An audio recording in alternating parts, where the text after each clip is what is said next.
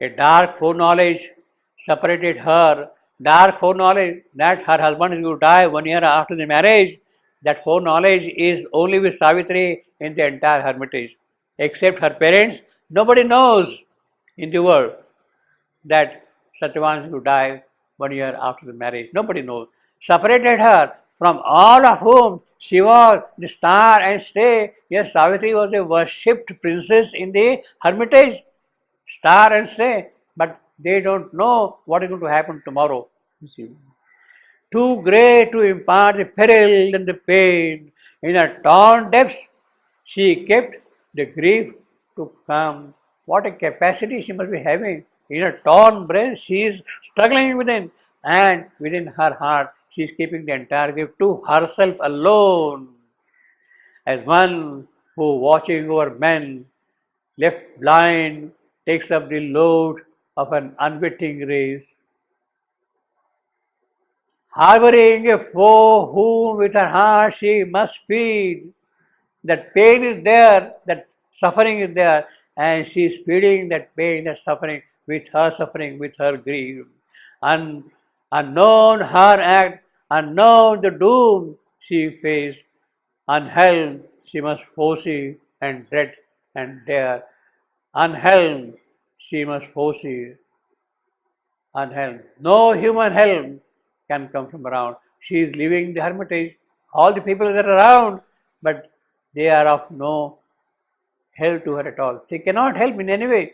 If they cannot help at all in any way, then why tell them about your grief? Put it back to yourself and prepare yourself. Unhelped, she must foresee and dread and dare. The long foreknown and fatal morn was here, the day of Satyavan's death. She is already advancing that thing. The long foreknown, since Narad had made that prophecy that Satyavan will die, long foreknown. Although in the story, at a certain moment of time, Narad is telling that Satyavan is going to die 1 year after the marriage. In the story, that is what we have got. But this long foreknown is written already in the story of Savitri up there. How the Savitri story is going to develop is already written up there. Yes, this is going to happen. One day on the forenoon, this will happen. And later on, it will kind of unfold here through Narad, etc., etc. But it is already stored, written up there. Long forenoon and fatal morn was here, bringing a noon the same like every noon. People don't know, they think it's a routine kind of a thing, but that particular day is something very special, something very significant, something important. They had no knowledge of it. The long forenoon and fatal morn was here, bringing a noon the same like every noon. For nature walks upon her mighty way, unheeding when she breaks a soul alive. Leaving a slain behind, she travels on, man only mark and God's all-seeing eye. In the story, this is because Savitri knows 1 year in advance what will be the fate of her companion. But like the rest of the story, it is a symbol. It is already written up there, symbol. To know in advance what will be the circumstances of life, one ought to have the strength of a God. What is going to happen tomorrow? To bear the result of that, I must have the strength of a God. It is a supreme grace. We don't have that strength.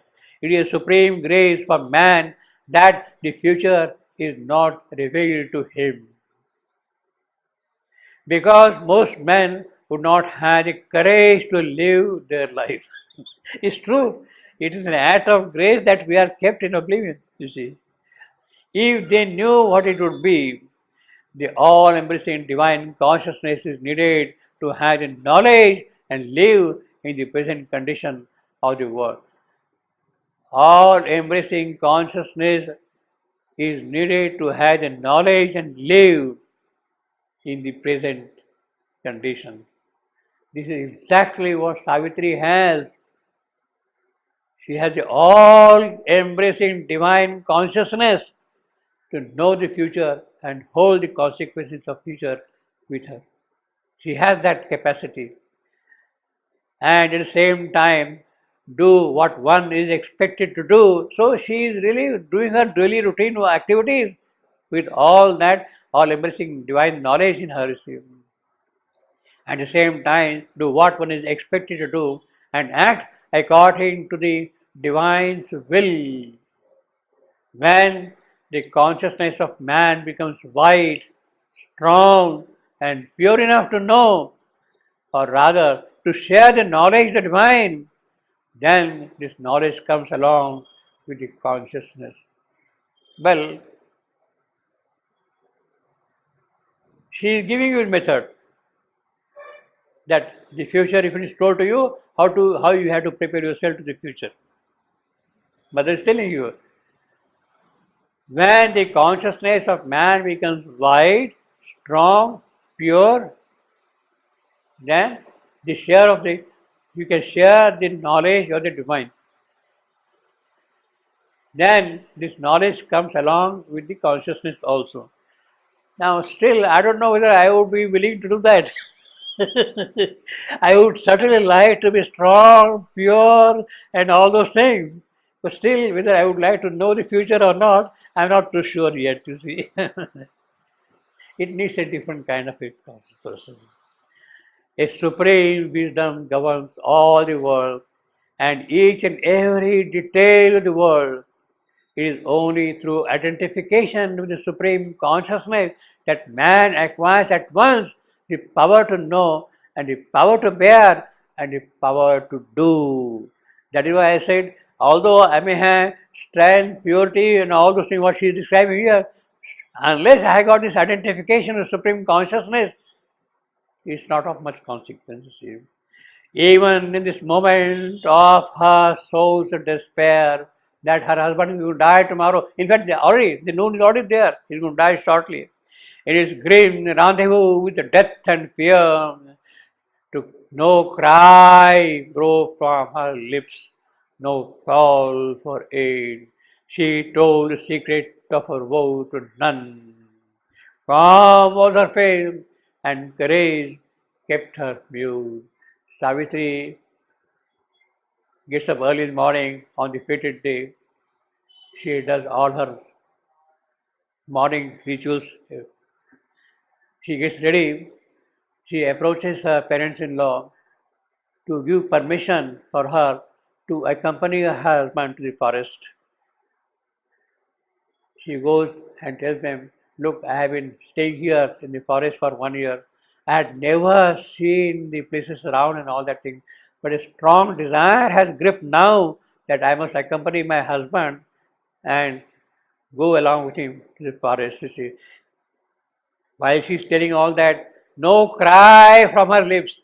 She has not indicated any hint at all. They have least idea that this woman is having something else in her mind, in her soul. They have absolutely no inkling of it, you see. No cry broke from her lips, no call for aid, obviously. She told the secret of her woe to none, not to her parents-in-law, not to the sages of the forest, certainly not to her husband also, to none. Calm was her face, and courage kept her mute. So that is the godly yogicness of Savitri. Yet only her outward self suffered and strove. Even her humanity was half divine. Her spirit open to the spirit in all. Her nature felt all nature as her own. So that is the oneness again. Apart, living within, all lives she bore. Aloof, she carried in herself the world. Her dread was one with the great cosmic dread. Her strength was founded on the cosmic mind. The universal mother's love was hers. Against the evil at the life's afflicted roots. Her own calamities is private sign of her pang. She made a mystic poignant sword of her poignant sword. A solitary mind, a worldwide heart, to the lone immortals unshared work. She rose to the lone immortals unshared work. Nobody can share it. She has to do herself. She has to fight herself. Of her pangs she made a mystic poignant sword. So that has itself become the weapon of conquest in the hands of Savitri. Her pang, her suffering, a solitary mind, worldwide heart. So that is what is required if you want to fight out the enemy who is standing in front of you. This is the correct and exact description of the conditions of those who are united with the divine. Once this is realized fully, the reactions of the human being exist no more.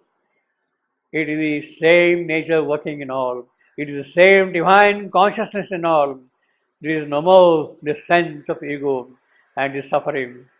If there is any, it is not personal suffering, but some universal feeling, some universal contradiction of the divine consciousness.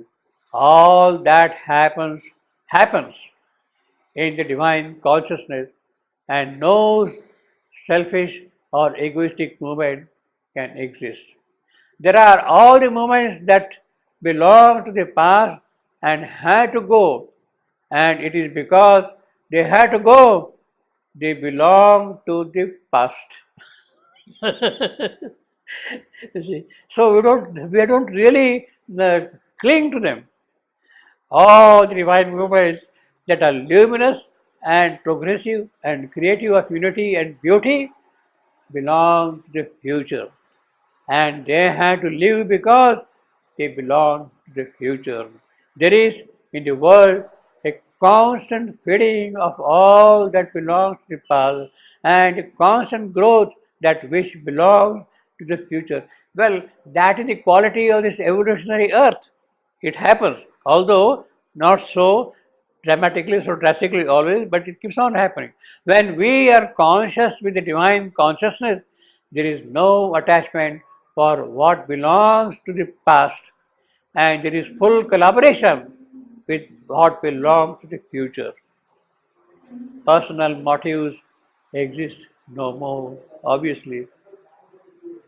At first, life grieved not in her burdened breast. On the lap of earth's original somnolence, inert, released into the forgetfulness, thrown into repose, unconscious, our minds were obtuse and tranquil like the stone and star. Well, that is how it happened. The avatar comes here, but slowly it awakes to its avatarhood. In a deep cleft of silence twixt two realms, she lay remote from grief, unshorn by care, nothing recording of the sorrow here. Now, this is exactly the description we have got in the opening canto of the book of Yoga. Savitri is in the company of her husband, of her lover, and they are very happy in their conjugal love and all that. And therefore, in the deep cleft of silence twixt two realms, this and that, she lay remote from grief. There is no, in his company, there is no grief at all for her. Unshorn by care, nothing recalling of the sorrow here. Means this is already he is telling you in advance what is going to happen on the fated day. In the book of Yoga, this is how it begins. Then a slow, faint remembrance, shadowless mood. So while she is in the company of her lover, some kind of a memory awakens in her. Then a slow, faint remembrance, shadowless mood, and sighing, she laid her hand upon her bosom and recognized the close and lingering ache, deep, quiet, old, made natural to its place, but knew not why it was there, nor whence it came. She is laying her hand on her bosom, finding out the cause of that ache. Yes, there is ache. She feels the ache now in her hand, in her heart. But where from it has come, how it has come, Of that, she has no idea. This is the effect of the consciousness when it descends into the material world. There is so much of inertia in this world that the consciousness gets faint, remote, uncertain. It is a general happening. All the beings from above that take birth in this world have the same experience. So when you are taking the birth here, you kind of get lost totally. You see, they have that experience. It takes a long time to remember what they are, to awaken to their reality. They have to go through the adolescence, childhood, all that thing. It takes a long time. From where they came, and to get back their conscious movement and conscious knowing. And even when they remember, there is a kind of dulling of the knowledge. It is no more so clear, so vivid, so intense. This happens in the case of every avatar in the beginning. Everything gets dull, but it is just by bringing more and more often something of the higher realms of consciousness so as to wake up to its response in matter that little by little its very nature will change, and instead of being dull and unconscious, it will wake up to a conscious response. Well, this happens in the case of the avatars, but in the case of the mother, she is already away to her godhood, goddessness. As a child of 3 years or 4 years, she was already aware of who she was as a child still. This is just the work that is going on and will go on until this matter is transformed and capable of manifesting the supreme consciousness from it. So the entire thrust, the entire emphasis is until this matter is transformed. All the difficulties are there, the pang is there, the suffering is there. Why Savitri is putting her hand on her bosom, and what is she feeling? An ache. Because this matter is not transformed.